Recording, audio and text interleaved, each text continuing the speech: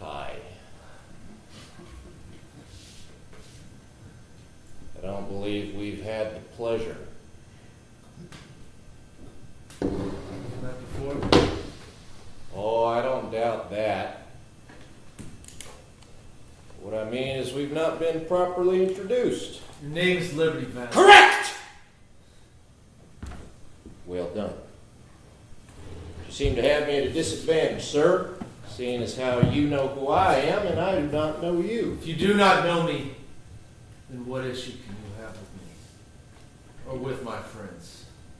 You've mistook my meaning, sir. You see, I know who you are. But I want your name. Don't you read the papers? Don't you? You know, I hear that they say in them papers that I ain't too nice a fella. Then what would you reckon, Mr. On our first encounter, you had me beaten and left for dead. Is that so? Last night, you rode into town and you murdered my friend. That don't sound like something a nice fellow would do. You murdered her. I didn't touch You her. had her murdered. All right. We go back and forth around in circles like this all night long, up and down, all around. Two educated men with a what you call it? A gift of the gab, right? You may speak eloquently. You may even read a little, but do not pretend you are an educated man. You are a vicious dog that's turned feral. You bite at anything that threatens you, and you surround yourself with pathetic mongrels who make you feel important.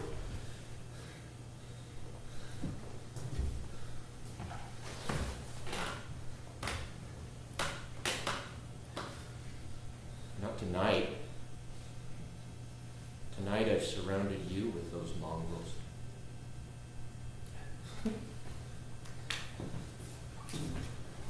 What happens when you don't walk back out to me? That's a very good question. Perhaps I'm not so educated a man after all, seeing as how I've not planned out for such a scenario.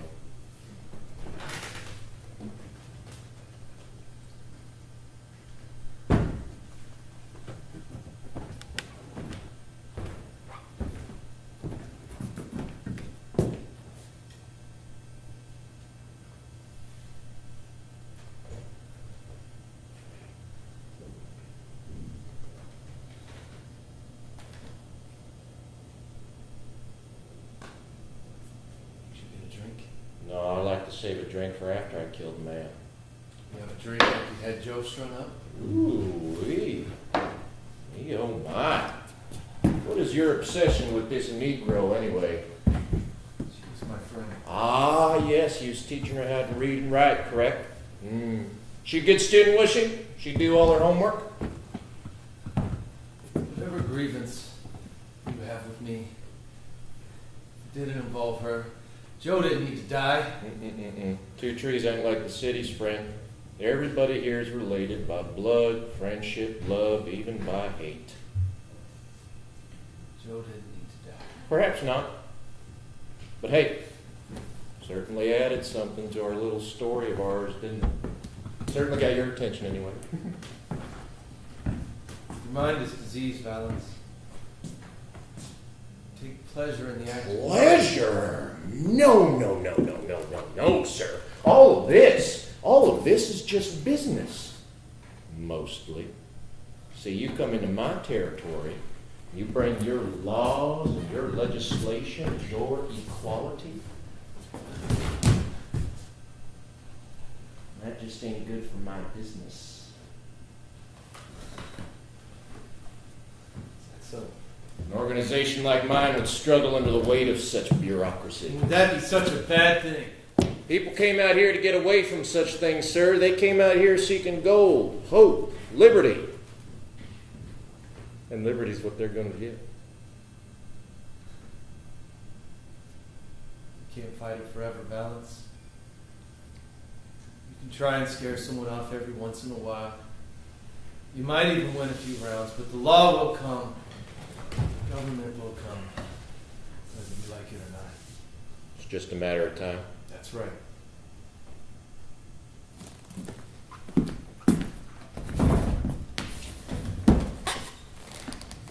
I want you to listen to me, friend. And one day, I'm going to be an old man.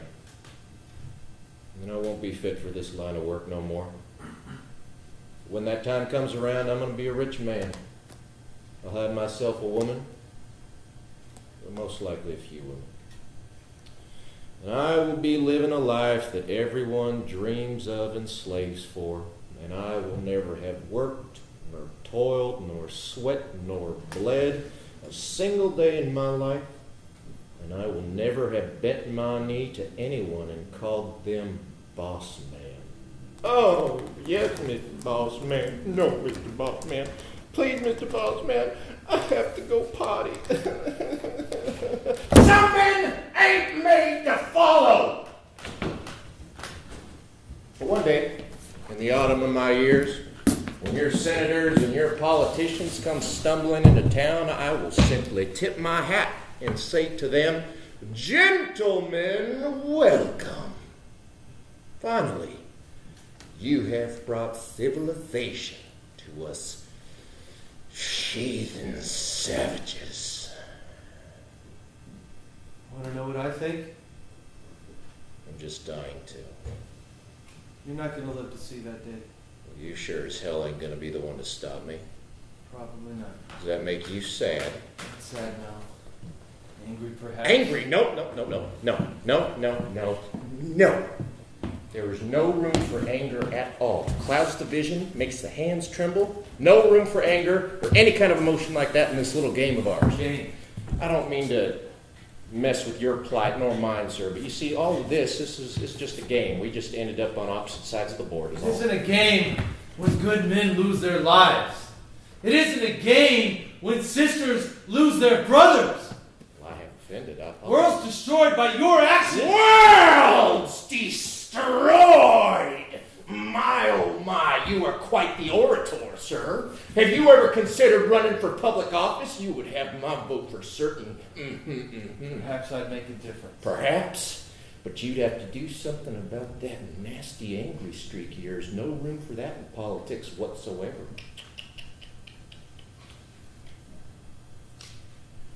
Stop pointing all this talk when you're just going to turn your gun on me, is there?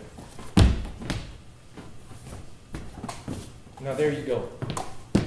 We were having ourselves a perfectly gentlemanly conversation, and then you have to go and spoil it with your vulgar talk of death.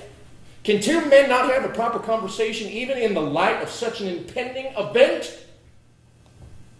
You're trying to make me lose my nerves? Talk to me nicely so that I think it ain't going to end how it is? And then I get that sense of relief and realize how much I don't want to die. And then I beg for my life, for mercy. Yeah. Well, it ain't going to be like that. Never been in this situation before, but I've read enough stories to know how it goes. It's a classic situation. Two enemies walking to meet each other on a western road. What other reasons other men have had, I'll never know. You know the scene well, my friend. I know many things very well. And there are many things I'll never know. Now there just ain't no time left, is there? Yeah, I know that feeling. I felt it the first time I faced a man. If I'm to be real honest, I felt it the first dozen times. But hey, you get used to it if you're given the chance, of course. But you lived a good life, haven't you? I have no complaints. Ah, yes. To have lived and to die young. Dying, sir, there is no fear in dying. Growing old, that's the thing to fear. You give death much thought. I have given life much thought, sir. I have taken it from so many men, it's only right to do so. You remember the names of the lives you've taken? Some names, never faces. All dead men look alike to me. Why do you kill? Why do others not? We have the tools to take life so easily. Not for pleasure, not for hatred, but to take lives to benefit our own. What are a few worthless lives compared to one great one? Is my life worthless? I'm not your judge. Just the executioner. There you go again. That's that quick wit of yours. I don't know. Perhaps your life isn't worthless. I don't know. You're an educated man, yes? You're a kind man, I assume? But you do not make the most of your potential, and this is wasteful. How do you presume to know this? Because you're here! In 2 trees! All the fine places this country has to offer, and you're here! Why? When you were a child, and you'd imagine what you would do with your life, did you picture yourself here? Did you picture yourself sitting in that chair, an absolute loser, sitting and talking to the man who would end your life? You know, most men, they fear dying in the same place they was born, never having any adventures whatsoever, but not me. Nope, not me, sir. I'd be afraid to be like you, like all the other stupid men in this town, alone, useless, pathetic, where your entire history spans the months that you rolled off a couch into a bottle of whiskey and realized that you ain't got no better place to go. To die in this place where no one cares about you except if you ain't paid the bill. People here care about me. Where are they? If you die, who'll be there for you? If I die.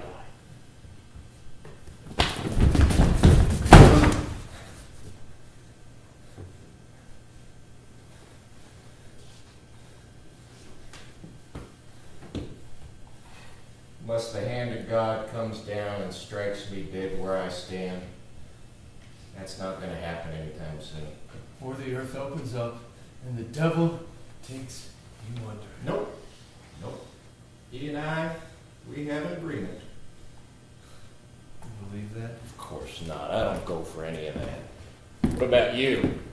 You don't strike me as a religious man. No. Well, that's a shame. Now would be a good time to have some faith, something to believe in beyond all this. As much I believe in. But I know that when I die, this is over. False hope will offer me no comfort now. I respect that. It's always so disappointing killing a religious man. He's always got this crazy look in his eyes, like there's something better. Now, I would love to be there the moment when he realizes that there ain't nothing more.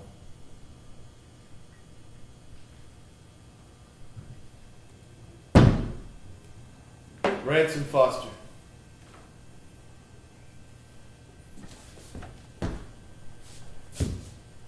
What? My name. Ransome Foster. If you win or if you lose, I'd like you to know it all the same. Ransome Foster. Your name is Ransome Foster.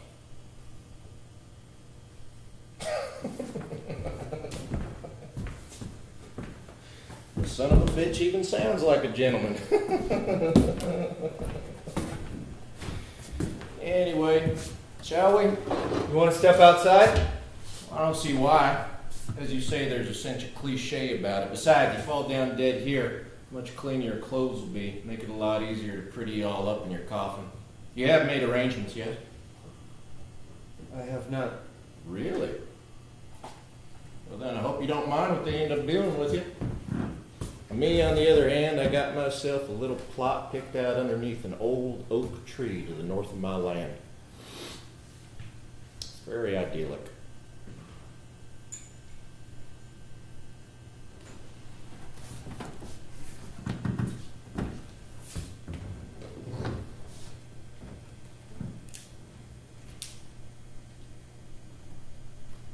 Take this gun, put it in your holster, and you face me. Ransome Foster.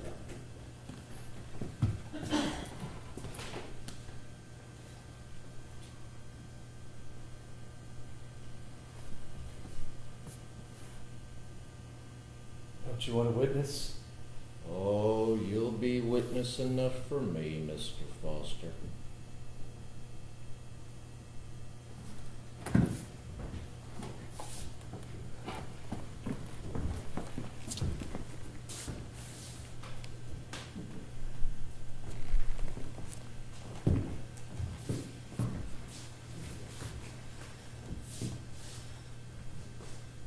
Ready? To die? Are you ready? I'm ready. Last words.